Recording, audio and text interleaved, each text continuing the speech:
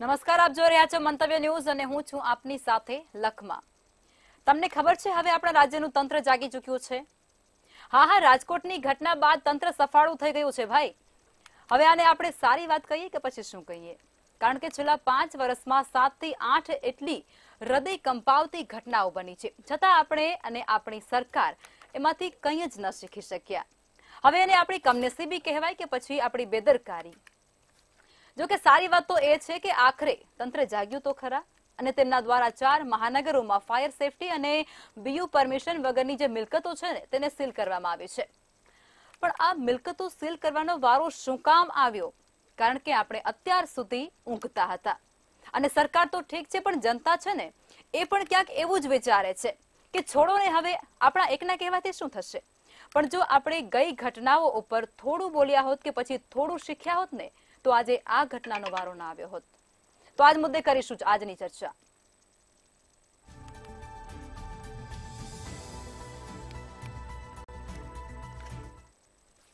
તો આજ મુદ્દે ચર્ચા કરવા માટે આપણી સાથે પ્રફુલભાઈ ત્રિવેદી, મંતવ્ય ન્યૂઝના એસોસિએટ એડિટર જોડાઈ ચૂક્યા છે. સાથે જ જોડાય છે રીનાબેન બ્રહ્મભટ્ટ, જેઓ એક રાજકીય વિશ્લેષક છે, અને કોંગ્રેસના નેતા આપણી સાથે જોડાઈ ચૂક્યા છે અશોકભાઈ પંજાબી.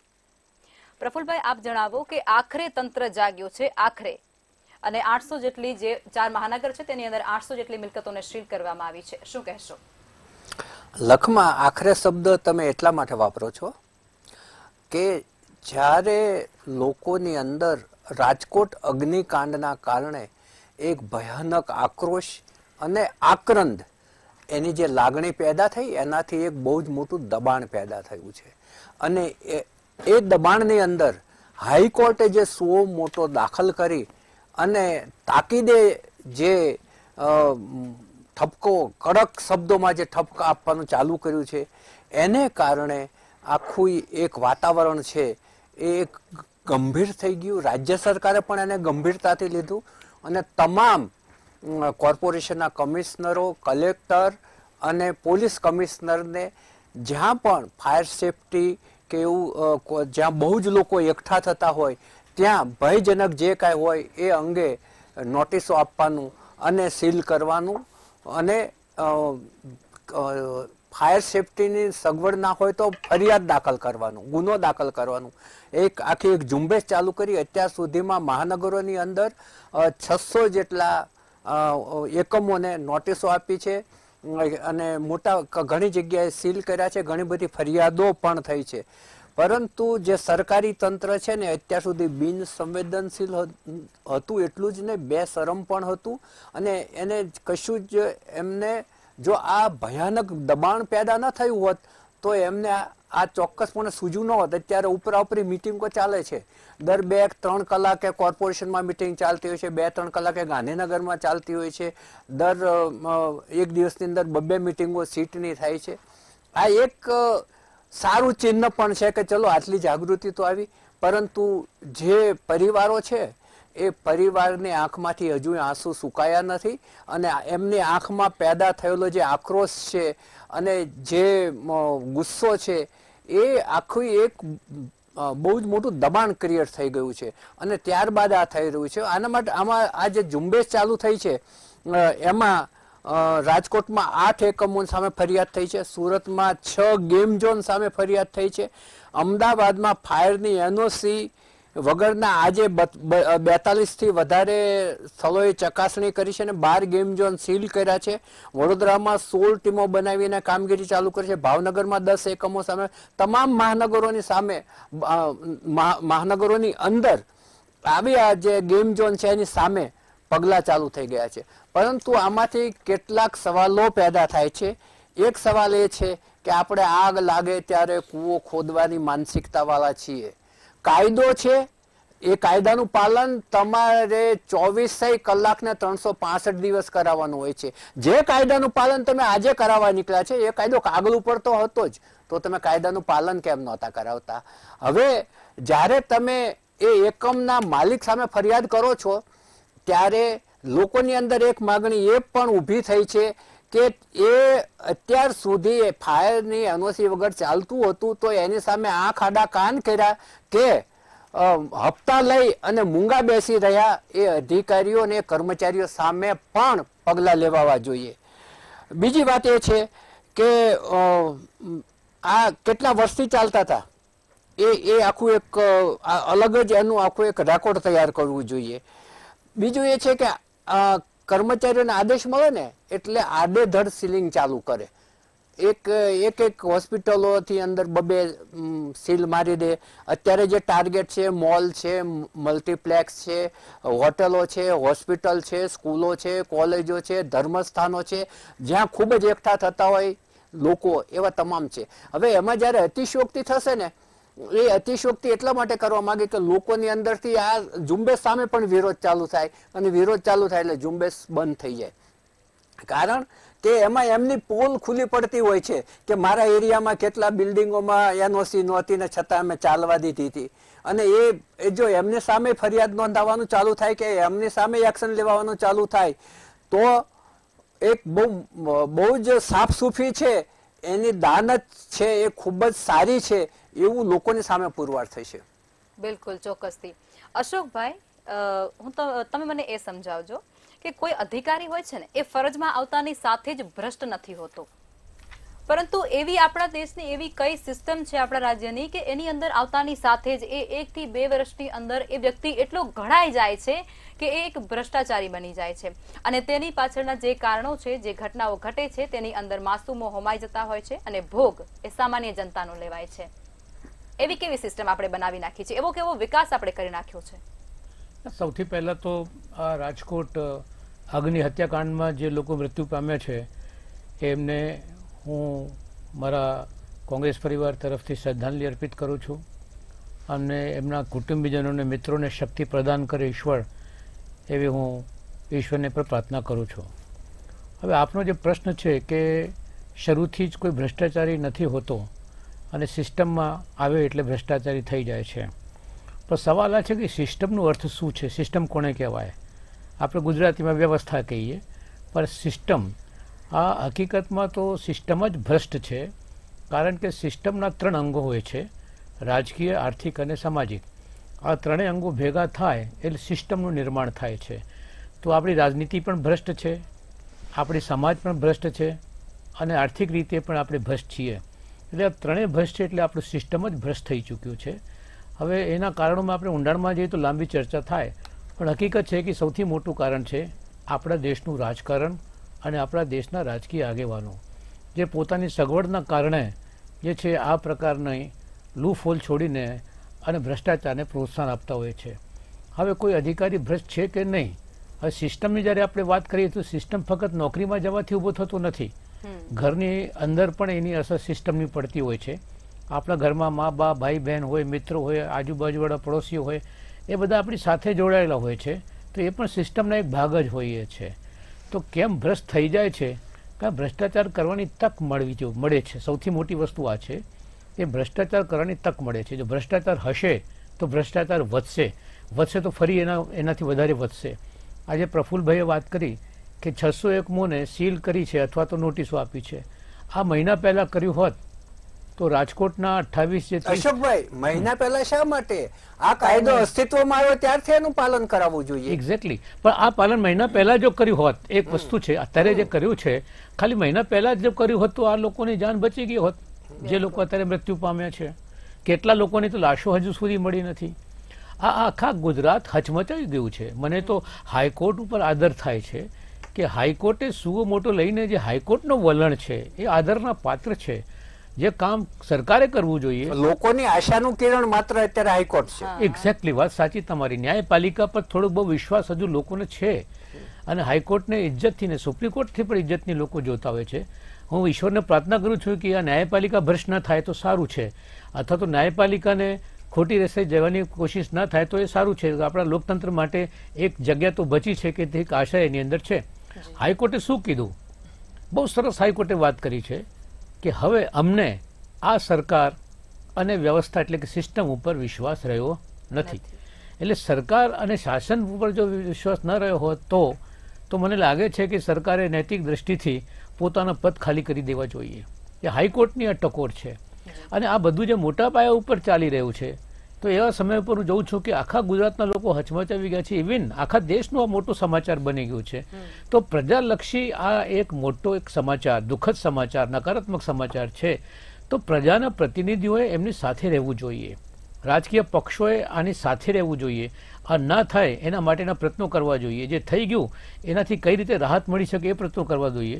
હું અહીંયા આવ્યો મંતવ્યના સ્ટુડિયોમાં, મેં જમણી બાજુ ડાબી બાજુ જોયો તો ભારતીય જનતા પાર્ટીના કોઈ પ્રતિનિધિ નથી.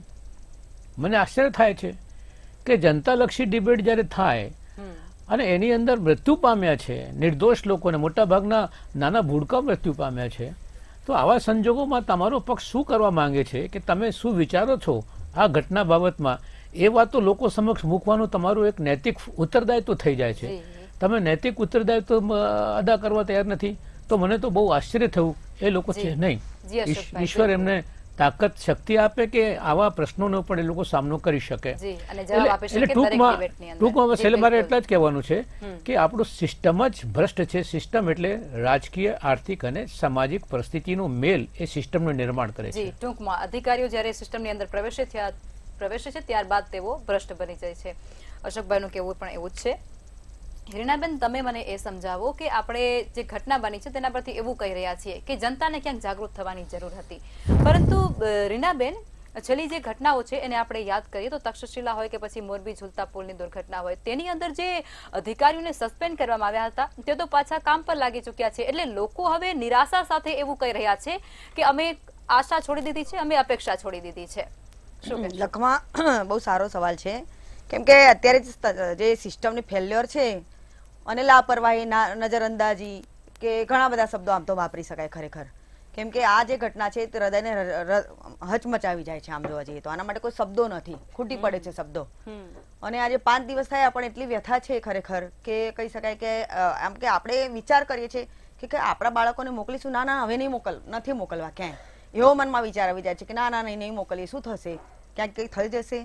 એટલે મનમાં દરેક પેરેન્ટ્સના મનમાં આ ખ્યાલ આવી રહ્યો છે. પહેલી વાત એ. બીજી વસ્તુ એ છે કે તમે જે સિસ્ટમની વાત કરી, ખરેખર તો સિસ્ટમ તો ખાલી કહેવાનું કહી શકાય કે આપણા ત્યાં કહી શકાય કે એક નીતિનો એક ભાગ બની ગયો છે. બાકી તમે જુઓ કે બધું જ ફેલ છે. પ્રફુલભાઈ જે વાત કરી શરૂઆતથી કે 12 મહિના, વાત સાચી છે. તમે જે દિવસથી ખરેખર કાયદો બનાવ્યો એ કંઈક ભીત પર ટીંગાડવા માટે, સર્ટિફિકેટો લઈને બનાવવા માટે તો નથી બનાવ્યો ને. અને વાત એવી જ છે લખમાં કે આજે તમે થોડા રૂપિયા આપશો તો ફાયર એનઓસી એક તો તમને મળી જશે, પછી ખરેખર એના ફોલોઅપ લેવાય છે કે નથી લેવાતા, એક વાત એ. બીજી વાત, તમે મને જે પ્રશ્ન પૂછ્યો કે લોકો વિચારી રહ્યા છે, વાત સાચી છે. આજે ખરેખર સરકારી તંત્ર પર હું તો મહેરબાની કરીને કહી રહી છું અનુભવ પછી કે ના ભરોસો મૂકો, ના આંધળા થઈને બેસો. ખરેખર તમારે આટલી ચકાસણી જાતે હવે કરવી જ પડશે કે ખરેખર તમે જ્યાં પ્રવેશ મેળવી રહ્યા છો, થિયેટર છે, મલ્ટીપ્લેક્સ છે કે મોલ છે કે ગેમ ઝોન છે કે કોઈ પણ એરિયા છે, તો મહેરબાની કરીને પહેલા તો એ તપાસી લો કે બહાર નીકળવાનો રસ્તો ક્યાં છે, કેટલો સલામત છે, સીડીઓ છે કે નથી. કેમ કે મોલમાં મોટા ભાગે જોવામાં આવે છે તો એક્સિલેટર, લિફ્ટ મેક્સિમમ આ યુઝ થાય છે. આજે તમે જુઓ કે ખરેખર સીડીઓ હોય છે એ થોડી સલામત હોય છે, પરંતુ આ પણ એક જોગવાઈ કરવાની જરૂર છે કે બધી જગ્યાએ મોટી વિશાળ સીડીઓ હોવી જોઈએ જ્યાં ક્રાઉડ હોય ત્યાં. અને પબ્લિકને એક વિનંતી છે મંતવ્ય ન્યૂઝના મંચ પરથી કે તમે જ્યારે પણ જાઓ, ક્રાઉડ હોય તે અવશ્ય તપાસ કરો તમારી સલામતીની. કેમ કે અત્યારે ભલે આ દોડધામ મચી હોય, ભલે બેઠકોનો દોર ધમધમાટ ચાલી રહ્યો હોય, પરંતુ આ એ જ લોકો છે અને આ જ અધિકારીઓ છે અને આ બધા જે તમારા કહી શકાય કે આખું લિસ્ટ છે ખરેખર કે જેમાં તમે સામેલ કરી શકો કે કોણ કોણ જવાબદાર છે. પીડબ્લ્યુડી ખાતાથી લઈને PGUCVL થી લઈને ઘણા બધા આવી જાય છે એમાં, કે તમે આખું કહી શકાય 10-12 લોકોનું જે લિસ્ટ છે આ તંત્ર સંભાળતું હોય છે કામગીરી. તો આ બધા પર એટલો ભરોસો ના જ કરો હવે તો, કેમ કે કરવાને લાયક રહ્યા નથી. એક ચોખ્ખી વાત છે, આ બિલકુલ એક સ્પષ્ટ વાત છે અને એક અવાજ છે કે તમારે જાત તપાસ કરવી જ પડશે, તો જ તમે ને તમારો પરિવાર સલામત રહેશો. અન્યથા તમે જો આ ભરોસે રહેશો તંત્રના, તો નક્કી છે કે કઈ ને કઈ હાદસો બનશે. કેમ કે ગુજરાત જે ભાજપ માટે મોડેલ સ્ટેટ છે, અત્યાર સુધીમાં સરકાર માટે મોડેલ સ્ટેટ છે, તો આમાં હું મોદીજીનો માર્ક નથી કાઢતી. એનું કારણ છે કે મોદીજી ત્યાં બેઠા છે, એમના નીચે સુધી ખ્યાલ ન હોય. અને બીજી વસ્તુ હું તમને કહું કે ગુજરાત વિધાનસભાની ઇલેક્શન સમયે હું અહીં મંતવ્યથી લઈને અનેક વિવિધ ચેનલ પર હંમેશા બોલતી આવી છું કે તમામ નગરપાલિકાઓનો વહીવટ બિલકુલ ખરાબ છે, બિલકુલ ભ્રષ્ટ છે અને ખરેખર ભાજપે આ વસ્તુ ધ્યાનમાં લેવાની જરૂર છે. જી ચોક્કસ. અને એના માટે તમે જો કે આટલા બધા હાદસા તમે જો તો થયા છે આ ભ્રષ્ટાચારી તંત્રના લીધે જ. જી બિલકુલ ચોક્કસથી રીનાબેન. અશોકભાઈ, આપે જણાવો કે અગ્નિકાંડ બાદ અનેક પાલિકા અને મહાનગરપાલિકાની અંદર ચેકિંગ હાથ ધરાઈ રહ્યું છે. સારું કહેવાય છે કે હવે ચેકિંગ હાથ ધરાઈ રહ્યું છે, પરંતુ તેની અંદર પણ ક્યાંક સેફટીના સાધનો છે તો ક્યાંક નથી, અને ક્યાંક છે તો પછી યુઝ કરતા નથી આવડતા, અથવા તો તે શોભાના ગાંઠિયા સમાન સાબિત થઈ રહ્યા છે. હવે આ જે ઘટનાઓ ઘટે છે તેની અંદર 22 લોકો મરી જાય છે, તો અધિકારીઓનું કહેવું શું છે કે આ કરોડોની જનતા આપણી છે એના અંદરથી 22 ક્યારેક મરી જાય તો શું ફરક પડવાનો છે? પરંતુ એ અધિકારીઓ અને એ માણસો એ વસ્તુ કેમ નથી સમજી શકતા કે એ વ્યક્તિ જે મરી ચૂક્યો છે એ એના માતા પિતાનો તો એકનો એક જ હશે ને, એ તો કોઈ કરોડોમાંનો નથી. આ વાત સાચી બેન તમારી. આ રાજકોટ અગ્નિ હત્યાકાંડ પછી જે આ સીલો કરવામાં આવે છે ઘણા એકમો, અને એ દાવા કરવામાં આવે છે કે નહીં હવે અમે સુધરી ગયા છે ને હવે બધું સારું થઈ જશે, પણ હકીકતની અંદર આના અશોકભાઈ તમામ દુર્ઘટના બાદ આ જ વસ્તુ આપણને જોવા મળશે. તક્ષશિલા અગ્નિકાંડ થયો ત્યારે આપણને આ જોવા મળ્યું કે બધા ક્લાસીસ સીલ કરવાનું ચાલુ કર્યું, અત્યારે ગેમ ઝોન ચાલુ કર્યું. જ્યારે પેલી હરણી તળાવની દુર્ઘટના બની ત્યારે તમામ જગ્યાએ બોટિંગ બંધ કર્યું. એટલે ઘટના બને ત્યારે જ સરકાર જાગે છે, તંત્ર જાગે છે. ઘટના બને ત્યાં જ બધી તપાસ અને બધી આપની સાથે કેવું છે કે હાસ્યાસ્પદ સ્થિતિ તો એ જ છે કે ભાઈ હવે ફરીથી શું ગેમિંગ ઝોનમાં જ આગ લાગશે એવું જરૂરી છે ખરું?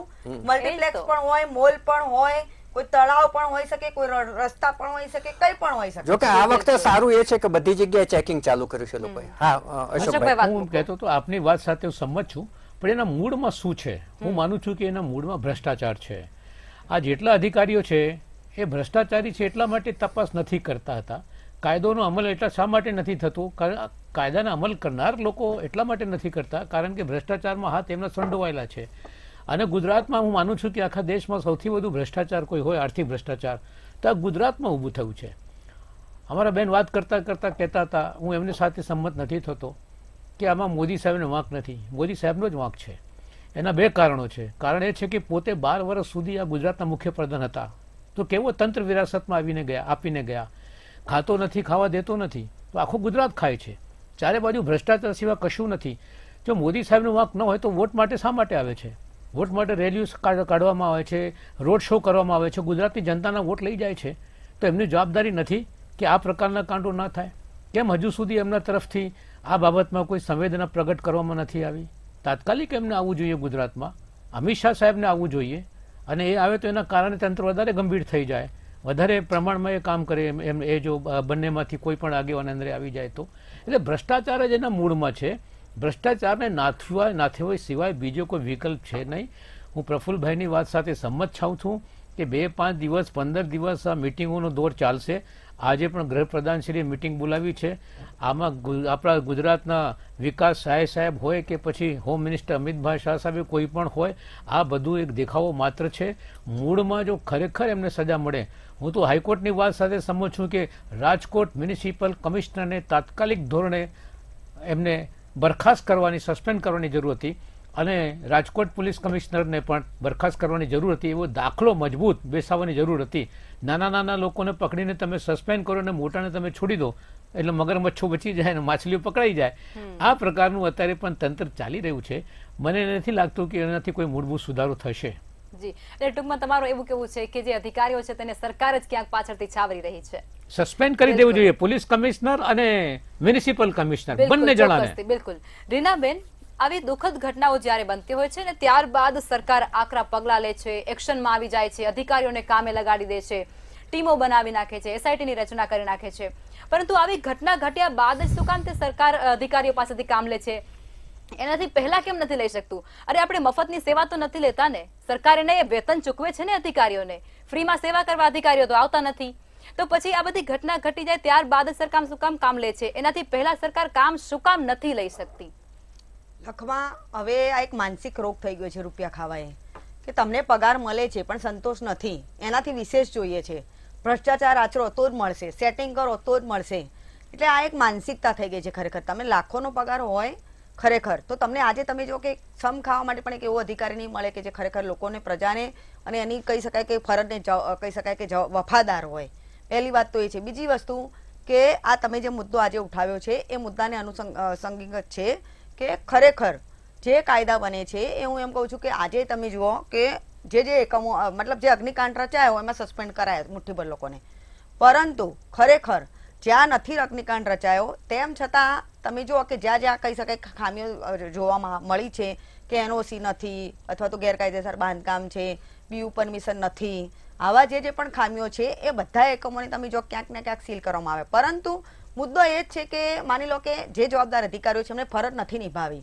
અમદાવાદમાં તમે જો કે જે ગેમ ઝોનો જે છે ત્યાં તમને ખ્યાલ આવ્યો કે ભાઈ એનઓસી આને નથી લીધું, તો જ્યાં આગ લાગી છે એને તમે સસ્પેન્ડ કર્યા, તો આ લોકો કેમ બાકાત છે? કેમ કે એ લોકો પણ ખરેખર તો આવી જવા જોઈએ. એટલે શું આગ લાગે ત્યાં સુધી તમે રાહ જોશો? આગ લાગે પછી એ લોકોને સસ્પેન્ડ કરશો? ફરજ તો એ લોકોએ પણ નથી નિભાવી, પણ આગ લાગી ગઈ એટલે તમે જો કે છીંડે ચડ્યો ચોર. એટલે ફરજ નથી નિભાવી પરંતુ આગ લાગી એટલે સસ્પેન્ડ થયા. અહીંયા ખરેખર તમે જુઓ કે આગ નથી લાગી, બચ્યા છે લક બાય ચાન્સ. એટલે આજે તમે જુઓ કે લોકો કહી શકાય કે એમને કહી શકાય કે નોટિસો આપીને છૂટા કરી દેવામાં આવશે. એટલે આખી સિસ્ટમ કહી શકાય કે બિલકુલ કહી શકાય કે બંગસ બની ગઈ છે. એક વાત તો એ. બીજી વસ્તુ તમે જુઓ કે સિસ્ટમ ફેલ્યોર તો છે જ, પરંતુ આપણા ત્યાં તમે જુઓ કે માની લો કે કોઈ એનઓસી લીધી હોય તો એનઓસી નો મતલબ છે ખરો. એક વસ્તુ એ પણ જોવા જેવી છે, કેમ કે તો સર્ટિફિકેટ મેં શરૂઆતમાં કહ્યું તો એમના મૂકી દેશો તમે ત્યાં દિવાલ પર ટીંગાડી દેશો, પરંતુ આગળ શું? એટલે આ બધું બહુ વિચારવા જેવી બાબત છે. ખરેખર ઝીણી બાબતો એવી છે કે સંભાવનાઓ, એક લાઈનની વાત એ છે કે બધું સમૂહસૂત્રું લાગે પરંતુ એવું હોતું નથી. સંભાવનાઓ રહેલી છે. કોઈ પણ એક ખાડો હોય એ પણ કોઈનું મૃત્યુ નિપજાવી શકતું હોય છે. તો આ જે માલિકો જે છે ગેમ ઝોનના એમના પણ કદાચ ખ્યાલ નહીં હોય કે આટલો મોટો અકસ્માત થઈ શકે છે, પરંતુ એમની જે બેદરકારી હતી, આટલું પેટ્રોલ હતું, આટલા રબર હતા, એ બધું તમે જો કે ઓગળી ગયું ને લોકો ઓગળી ગયા છે કાયદેસર, અને એમના હાડકા જ હાથમાં આવ્યા છે. એટલે તમે વિચારો કે કઈ સ્થિતિ કેટલી હદ સુધી ખતરનાક બની ચૂકી હતી. એટલે લોકોએ પણ થોડું વિચારવાની હવે એક જરૂર છે. અને બીજું સિસ્ટમ ફેલ્યોરની જયારે વાત આવે ત્યારે અધિકારીગણની મેં વાત કહ્યું કે આ માનસિકતા બની ગઈ છે કે ભ્રષ્ટાચાર વગરની નોકરી નકામી છે.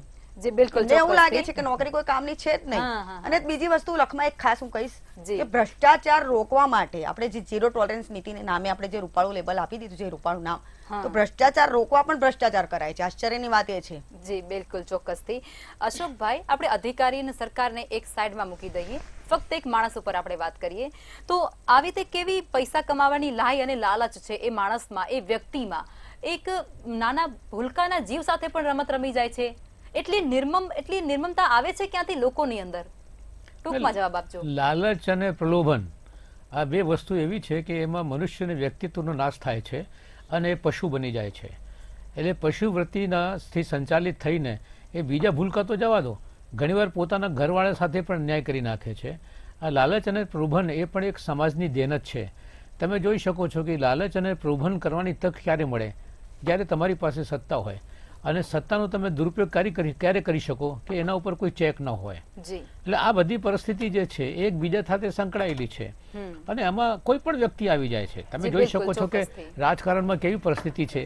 પૈસા આપીને પક્ષો પલટા થાય છે, પૈસા આપીને જે છે. ટૂંકમાં તમે એવું કહેવા માંગો છો કે એક જાતની લાલચ જ છે જે માણસ મરી પરવારે છે. અને આપણા માધ્યમથી છેલ્લે ખાલી સમયનો અભાવ છે એટલે રોકવા માંગીશ અશોકભાઈ. પ્રફુલભાઈ, તમે એ જણાવો કે જ્યારે એક વ્યક્તિ નોકરી પર લાગે છે ત્યારે એ ભ્રષ્ટાચાર વિશે સાંભળે છે બધી વાતો, પરંતુ એ ભ્રષ્ટાચારથી લઈ અને પોતે ખુદ ભ્રષ્ટાચારી બની જાય છે ત્યાં સુધીની જે એક સફર છે ને એના વિશે મને સમજાવો. નોકરીમાં લાગ્યા પછી ભ્રષ્ટાચારી નથી બનતો.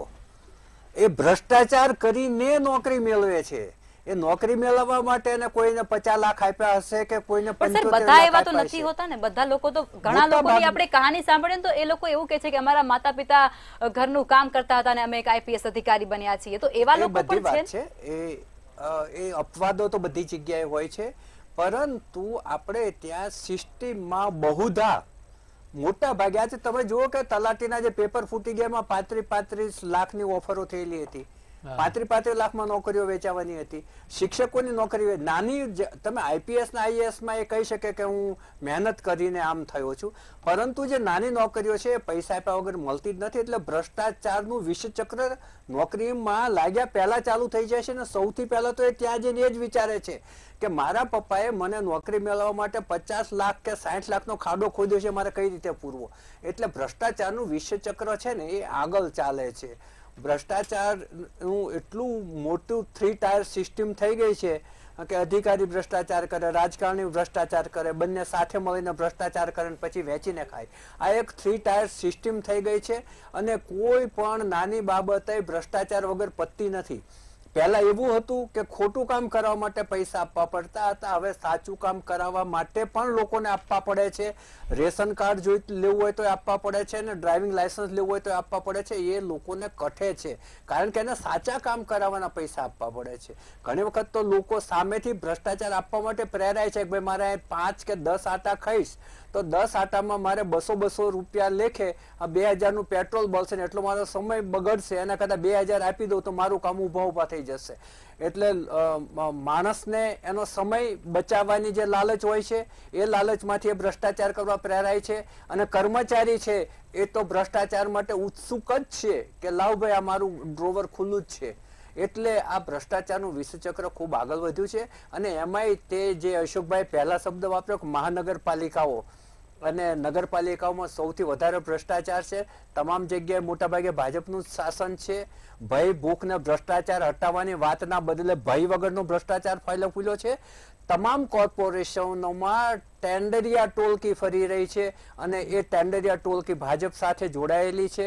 પોતાનું ગેરકાયદેસર કામનું ટેન્ડર પાસ કરાવવું અને જેનું કાયદેસરનું ટેન્ડર હોય એને અટકાવવું, એને નિષ્ફળ કરાવડાવવું, પછી એના જે સ્પેસિફિકેશન હોય છે એ હલવા કરાવડાવવા, પછી પોતે હલકી કંપનીના સાધનો આપવા અને ત્યારબાદ જે લોકો ભાજપ સાથે મળતિયા કોન્ટ્રાક્ટરો છે કે પોતે ભાજપના કાર્યકરો છે એવું કહેવડાવતા કોન્ટ્રાક્ટરો છે, એ કોન્ટ્રાક્ટરો 25 થી 30% કામ કરે છે અને 100%ના બિલો પાસ કરાવડાવે છે. કેમ કે એના 20% નફો બાદ કરો તો એને 20-25% તમામ જગ્યાએ વહેંચવાના હોય છે. એટલે ભ્રષ્ટાચારનું વિષચક્ર છે એ દિવસે ને દિવસે ઘટવાને બદલે વધારે મજબૂત થતું જાય છે. આવા કોન્ટ્રાક્ટરો ખુલ્લે આમ જો કમલમ અને ભાજપનું ગાંધીનગરનું નામ લેતા હોય તો ત્યાં બેઠેલા મહાનુભાવોએ એમને અટકાવવા જોઈએ કે ભાઈ આખા ભાજપને તમે બદનામ ના કરો, કમલમનું નામ ના લો, ગાંધીનગરનું નામ ના લો. તમે પ્રામાણિકતાપૂર્વક કામ કરીને ટેન્ડર મેળવો કોઈને વાંધો નથી, પરંતુ સાચું કામ કરનારના ટેન્ડરો રોકવા છે અને પોતાના ગેરકાયદેસર ટેન્ડરો પાસ કરાવવા છે. અને આવા જે તત્વો છે એ સૌથી વધારે વડોદરામાં છે. કેટલાક કોન્ટ્રાક્ટરો સિલજમાં રહે છે અને કેટલાક કોન્ટ્રાક્ટરો છે એ અન્યત્ર રહે છે. અને આ ઓપન સિક્રેટ બધા જાણે છે અને કેટલાક અધિકારીઓ અને એન્જિનિયરો એમની સાથે ભળેલા છે. હું પ્રફુલભાઈ અંગે બે વાત કરવા માંગુ છું. એક તો પહેલા કાંકરિયામાં 2 વર્ષ પહેલા જે રાઈડ તૂટી પડ્યો હતો એ જ કોન્ટ્રાક્ટરને એ જ રાઈડનો કોન્ટ્રાક્ટ. સમયનો અભાવ છે એટલા માટે તમામને રોકવા માંગીશ. રીનાબેન, અશોકભાઈ અને પ્રફુલભાઈ અમારી સાથે ચર્ચામાં જોડાયા તે બદલ આભાર.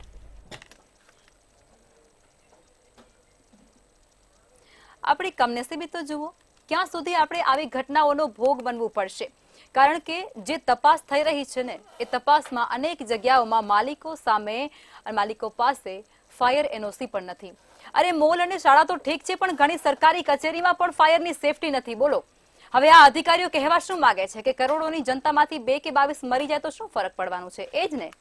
પણ તમે એમ કેમ નથી વિચારતા કે તમારા માટે એ 2 કે 22 હશે પણ એના માતા પિતા માટે તો એ 1 નો 1 જ હશે ને.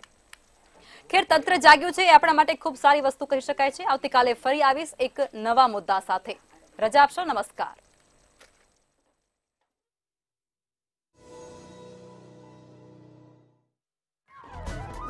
Ayyo, sambar. Very tasty. Faster cooking, tastier. Radio Desi Tur Dal.